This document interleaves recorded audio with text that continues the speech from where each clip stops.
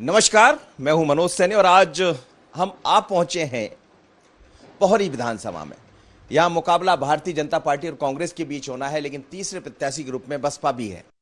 इस मुकाबले में होगा क्या? 2018 के जब यहां चुनाव हुए तो सुरेश राठखेड़ा कांग्रेस से चुनाव जीते करीब 8,000 से ज्यादा मतों से। लेकिन इस बार रोचक है क्योंकि 3 लोग मैदान में रहेंगे, पर इसके बीच कई तरह के नारे, कई तरह के वादे, तमाम सारी चीजें मिल रही। मेरे साथ इस वक्त सुरेश राठखेड़ा है, मध्य प्रदेश सरकार में मंत्री हैं और भारतीय जनता पार्टी के चुनाव के चिन्ह कमल के निशान पर चुनाव मैदान में। ये बात अलग है कि पहले पंजे के निशान पर थे, ये पंजे के निशान पर सुरेश राठखेड़ा जी और अब कमल के निशान पर, कितना फर्क है? पहले मैं पंजे के निशान पर चुनाव जीता था। ये ग्वालियर संभाग में सरमंत महाराज साहब की कृपा से 34 टिकट हुए थे, सरमंत की ही कृपा से, और 26 लोग हम चुनाव जीत के आए थे और सरकार मध्य प्रदेश में कांग्रेस की बनी थी। हम सब लोगों को धोखा दिया था कमलनाथ जी ने और दिग्विजय सिंह जी ने। हम सबको ये विश्वास था कि सरमंत के हाथ बागडोर होगी और हमारे ग्वालियर चंबल संभाग का विकास होना तय है। हुआ उल्टा, इन्होंने हमको धोखा दिया।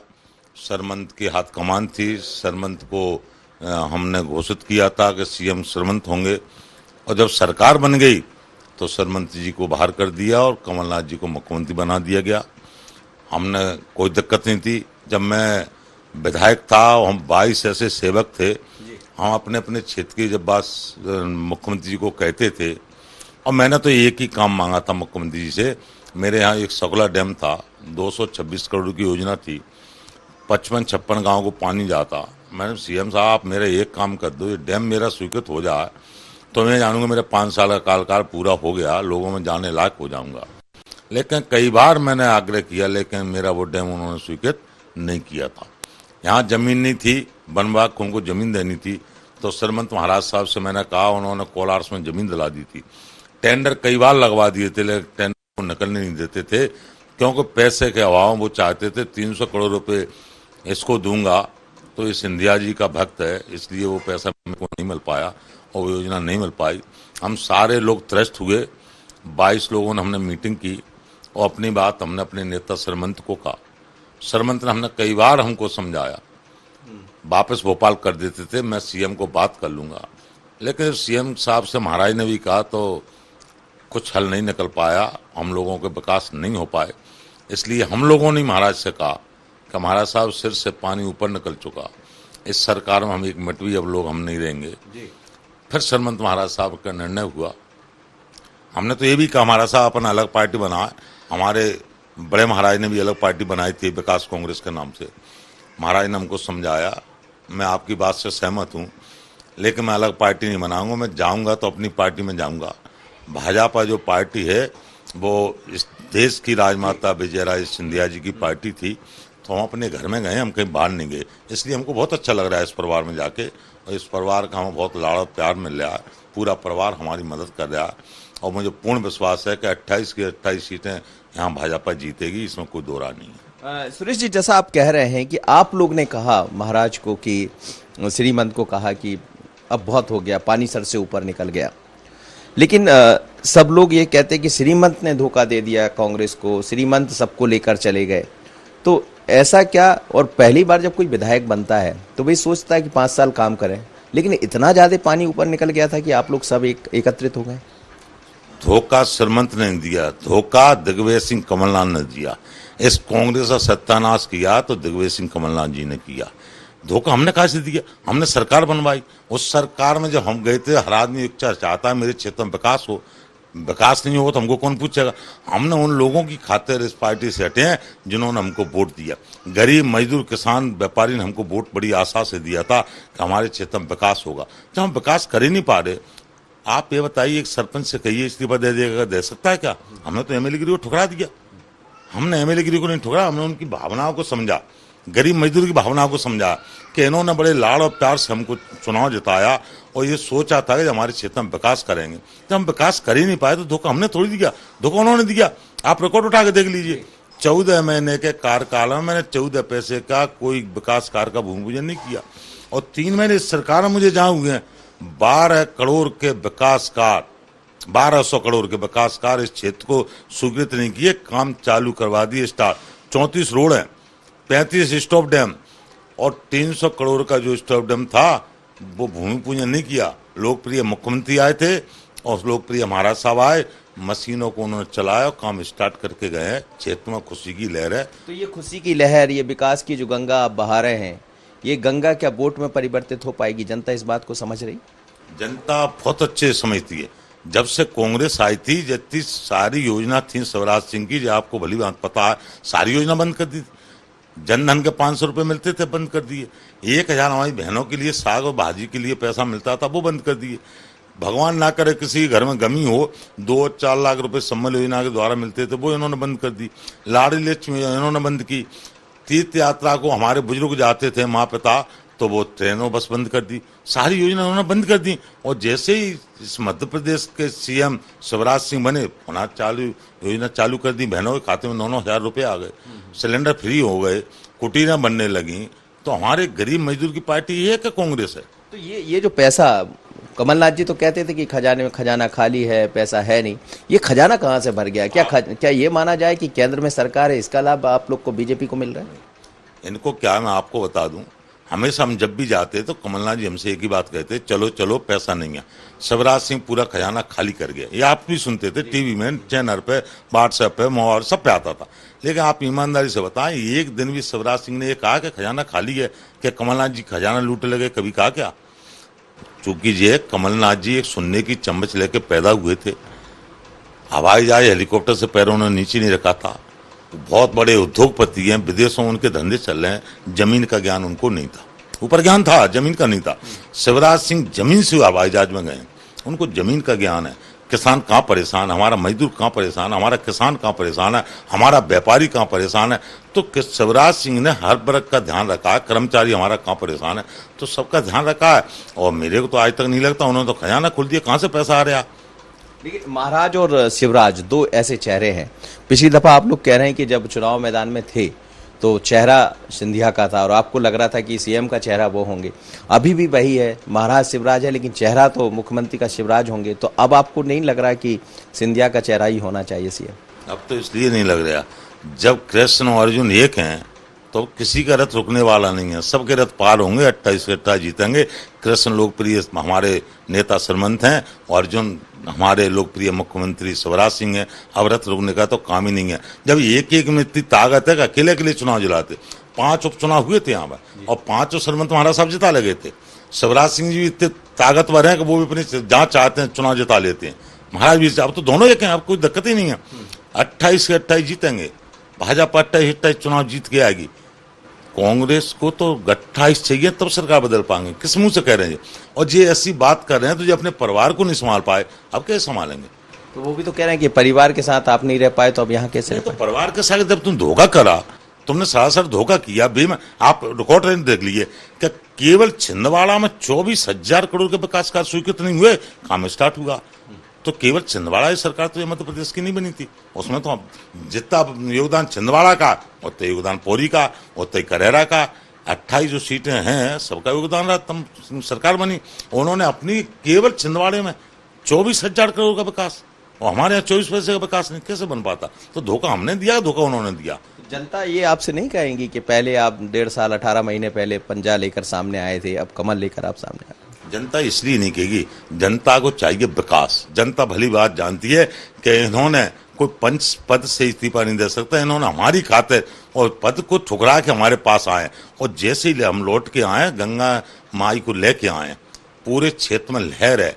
जब हम आपको बता दें, हमारे क्षेत्र में एक दाना नहीं होता था, 100 पुरुष गेहूं लेके आते थे हम। गेहूं होते नहीं था यहाँ पैदा, क्यों? पानी बचते नहीं थी। आज जब ये नहर चलेगी, 50 गांव पानी जाएगा, हमारा किसान हरा भरा होगा, हमारे आदिवासी भाइयों के खेतों में 100-100 क्विंटल अनाज पैदा होगा, तो क्या बेंगलोर और गुजरात मजदूरी को जाएंगे क्या? तो इससे बड़ी खुशी क्या है उनको कि जैसे ही सरकार आई, विकास की लहर आ गई। आज बहनों को देखिए, हमारी आदिवासी बहनों को, बाजार आज जो चल रहा है, हम आपसे नहीं चल रहा, उन बहनों से चल रहा। 9-12 हजार रुपये आए, बाजार में चमत्कारी आ गई। किसान खुश, व्यापारी खुश, हमारा आदिवासी खुश, मजदूर खुश, हर आदमी को पैसा मिल रहा है। हमारे पैसा कहाँ से रहा है? हमारे लोकप्रिय मुख्यमंत्री दे रहे हैं, सरकार दे रही है। तो उस समय ये माना जाए कि केंद्र सपोर्ट नहीं कर रहा था, लेकिन अब नहीं सपोर्ट। नहीं, तो केंद्र तो पहले जितनी सपोर्ट करता था वो आज सपोर्ट कर रहा। ये तो आपने कहीं देखा हो, केंद्र से पैसा आ रहा। केंद्र जो जितना पैसा हक का होता देता, चाहे वो सरकार किसी की हो। जहाँ सरकार बीजेपी की नहीं है तो वहां केंद्र पैसा नहीं देता क्या? हर जगह पैसा देता। तो पैसे की तो बात ही नहीं है। और भाजपा ने जो किया कोई नहीं कर सकता था। पहले कहती थी कांग्रेस, ये झूठ बोलते हैं, कसम राम की खाते हैं, मंदिर वहीं बनाएंगे, पर ये तारीख नहीं बताएंगे। इस लोकप्रिय प्रधानमंत्री ने तारीख भी बताई, नींव भी भराई और मंदिर चालू कर दिया। आपको पता, आप लोग बीजेपी कांग्रेस में रहते रहते ये समझते थे कि मंदिर बन जाना चाहिए? मैं बिल्कुल समझता था। मैं हमेशा मेरी यही इच्छा थी कि बिल्कुल मंदिर बनना चाहिए। आप ये देखिए, हमारे हिंदू उसमें रहते थे, कश्मीर में रहते थे, हमारा आदमी वहां जाता परमिशन लेनी पड़ती। आज वहां की बेटी हमसे शादी कर लेती किसी भाई से तो उसको वहां जाने की परमिशन नहीं थी, मकान बनाने की परमिशन नहीं थी। हम जाते तो हमको परमिशन लेनी पड़ती। हमारे देश में, हमारी जन्मभूमि में हमको परमिशन लेनी पड़ती। आज देखो 370 को हटाए। लोग कहते हैं 370 जब हटेगी गदर हो जाएगा। मच्छर नहीं उड़ा और 370 हट गई। आप देखो, लोग बात कहते थे पाकिस्तान से मध्य भारत हलता। अब पाकिस्तान की बहुत चीन और अच्छे अच्छे देश हैं, वो भारत को सलामी कर रहे हैं। आज देखिए इस देश का कितना नाम रोशन इस लोकप्रिय प्रधानमंत्री ने किया। तो पब्लिक तो बहुत गदगद है इस समय, कोई दिक्कत नहीं है। सुरेश राठखेड़ा जब जनता के बीच में जाते हैं, लोगों से मिलते हैं, तो मंत्री भी बन गए, लेकिन ये सहजता सरलता क्यों नहीं छूटती? हमने देखा कई दफा आदमी मंत्री बनता, विधायक बनता तो वो अपना सब कुछ भूल जाता, लेकिन जब यहाँ लोगों से बात करते तो वो कहते साहब उनकी सहजता सरलता बहुत अच्छी है। तो ये सरलता सहजता आपके मन में क्यों बनी रहती? कभी लगता नहीं है कि मैं मंत्री बन गया?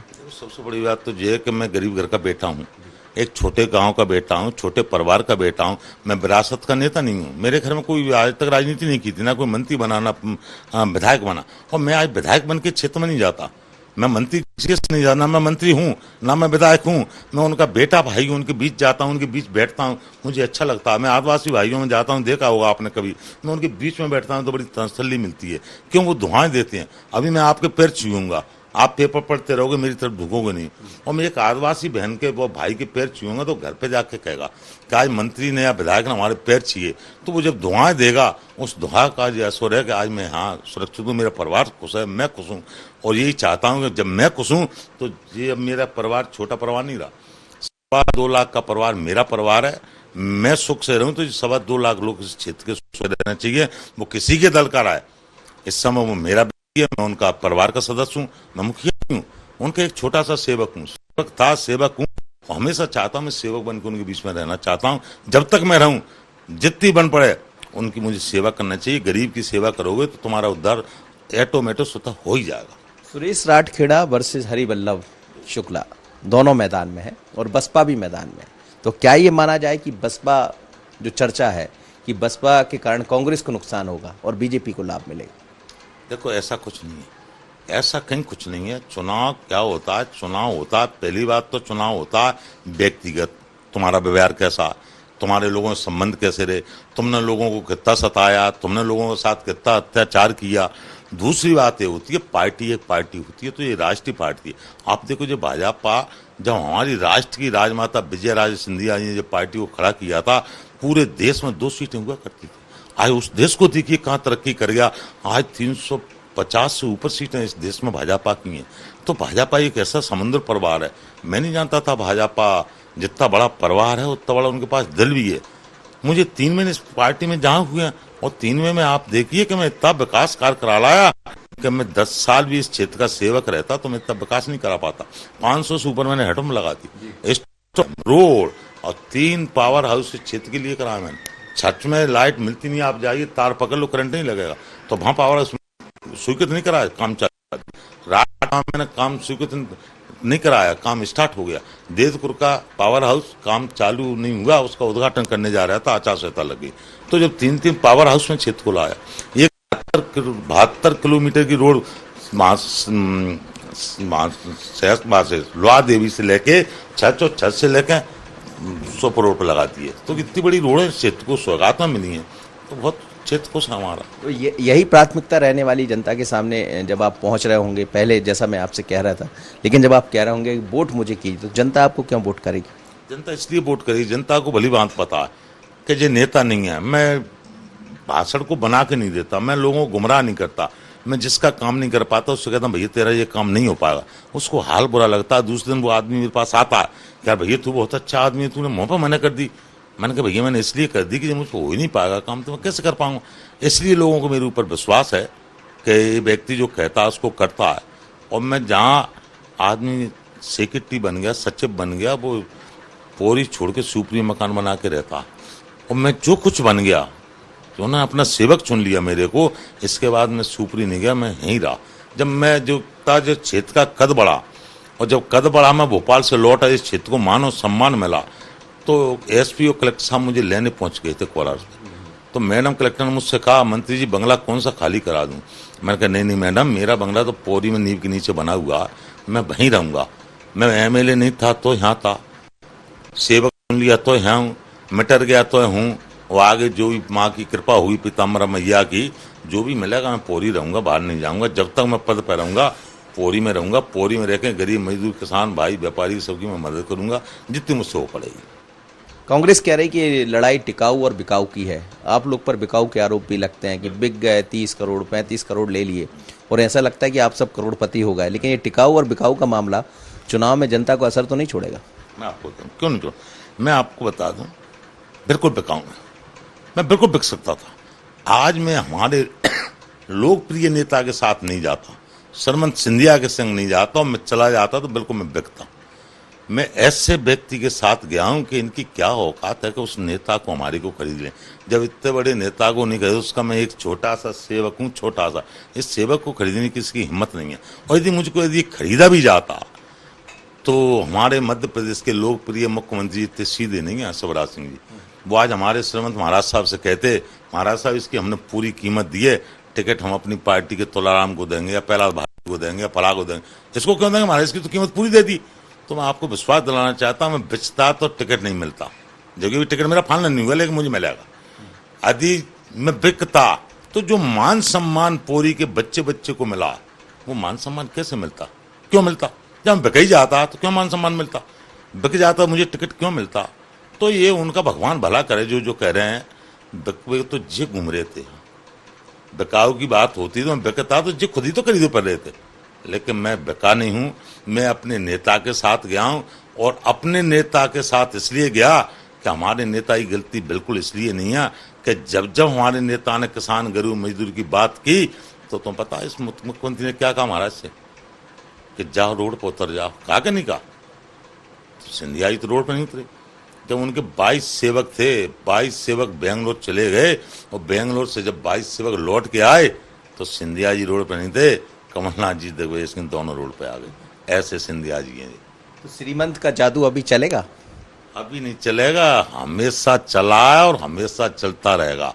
और सुरेश राठखेड़ा तो ये क्या खरीदने की बात करते हैं, जब तक मुझ में जान है, जब तक सरमंत महाराज साहब के साथ था, हूं और रहूंगा, परिवार के बच्चे बच्चे कह जाऊंगा कि सिंधिया परिवार का एहसान हम क्या पटा पाएंगे। एक छोटा सा मच्छर हूं, कहां से कहां पहुंच दिया। कभी सोचा नहीं था कि पंच बन जाऊंगा, पंच नहीं हुआ पंचायत में। कितना सम्मान इस पोरी को दिया महाराज ने, कितना सम्मान इस लोकप्रिय मुख्यमंत्री दिया। इस समय तो कोई पद ही नहीं है मेरे पे, पंचायत का सरपंच भी नहीं हूं, लेकिन मुझे नहीं दिया, ना मुझे मंत्री बनाया, ना मुझे एमएलए बनाया। जो कुछ दिया पोरी के बच्चे बच्चे का मान और सम्मान इस लोकप्रिय मुख्यमंत्री ने और इस राष्ट्र के नेता सरमंत सिंधिया जी ने ख्याल रखा। जो कुछ दिया पोरी को दिया, सुरेश राठखेड़ा को नहीं दिया, ना सुरेश राठखेड़ा परिवार को कुछ दिया। जो दिया उन्होंने वो पोरी को दिया, मेरे को कुछ नहीं दिया। और मैं तो उनकी खुशी में मेरी खुशी है, जब पोरी की पब्लिक खुश है तो मैं बहुत खुश हूँ। ये जो संगठन की जब बात होती है तो कोई नया व्यक्ति जब किसी संगठन में आता, आप भारतीय जनता पार्टी में आए, जो लोग सीनियर जुड़े रहे होंगे, चुनाव में उन सबका सपोर्ट मिल रहा है, कई जगह विरोध के स्वर भी देखे जाते हैं, हल्का मन में भाव आते हैं, ये स्वाभाविक है, ये मानवीय प्रवृत्ति है। लेकिन क्या ये इस प्रवृत्ति का असर आप लोग पर तो नहीं पड़ेगा? आप देख, पहले तो पता करो क्षेत्र में जाएगी। मैं जब क्षेत्र में जाता हूँ, अभी आप बाहर मेरी गाड़ी देख लो, 1-1 क्विंटल के हार मेरी गाड़ी पे डले, फूल बरसाते हैं लोग मेरे पे।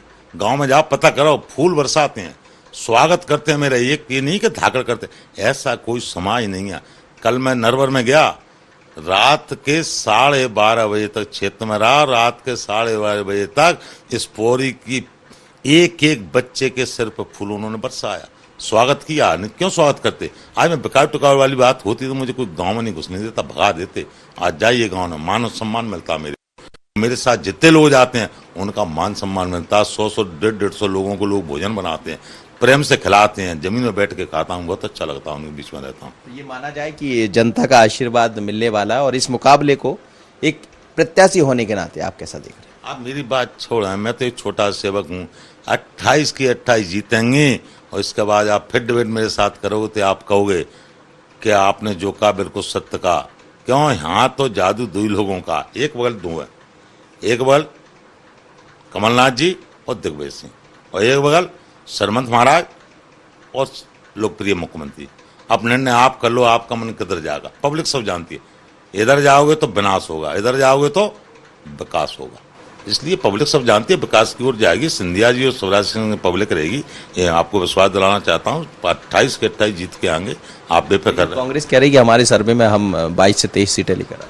कांग्रेस तो बने बनाने नहीं रोक पाई, अपने परिवार में से इन्होंने धक्का दे के लोगों को भगा दिया। अब चाह रहे हैं बन जाए, कैसे बन जाए? इन्हें तो कैंडिडेट नहीं मिले, इन पे तो कैंडिडेट नहीं है। मुझे बताइए कौन कैंडिडेट है? गांव में जा रहे तो लोग पत्थर फेंक रहे हैं। ये बता दीजिए, आप वीडियो देख लीजिए मेरा। पत्थर की बात कर, नहीं कह रहा हूँ, बाकी लोगों के लिए। नहीं, कहीं पे नहीं, कहीं कुछ नहीं। एक एक व्यक्ति के जाकर देखिए, मेरे क्षेत्र में चलिए, मेरे संग चलिए। आप कहो तो हम पूरे कार्यक्रम छोड़े क्षेत्र में चलता हूँ। अगर जिस गांव में जाऊंगा 200-500 आदमी नहीं जुड़े हैं, महिला बच्चे बगल में ना आए तो आप कह देना, मैं मान जाऊंगा मुझे कोई वोट नहीं करेगा। मैं तो कह रहा हूँ बहुत बुरी तरह लोग जीतेंगे, उन पर कैंडिडेट नहीं है। किसको लाए भाई, किसको लाए? लोगों ने सोचा सुनिया दूल्हा रहेंगे, किसको बना दिया 76 साल के को। पड़ोसी राज्य में देख लो आप, राजस्थान में वहां सचिन पायलट को बनना था, वहां बना दिया 90 साल का। क्या सरकार चलेगी? मुझे बताओ क्या काम चले? तो इन्होंने कैंडिडेट थोड़ी मिले हैं। अब बनने कोई ना कोई तो लड़ाना था, और फिर कैसे कह देगा हम हार रहे हैं, हार गए तो लड़ाएंगे क्यों? तो हर आदमी सोचता। अब दूल्हा कौन बनने जा रहा है? कहाँ का? आपका दूल्हा कौन बनने जा रहा है? मेरा नेता तो राष्ट्र नेता सरमंत महाराज ज्योतिराज सिंधिया, और मध्य प्रदेश का मुखिया हमारा लोकप्रिय मुख्यमंत्री शिवराज सिंह चौहान है, और जो पूरा भाजपा हमारा परिवार है। अब तो मैं उसके परिवार का मेंबर हूं, और मैं कोई नया नहीं गया।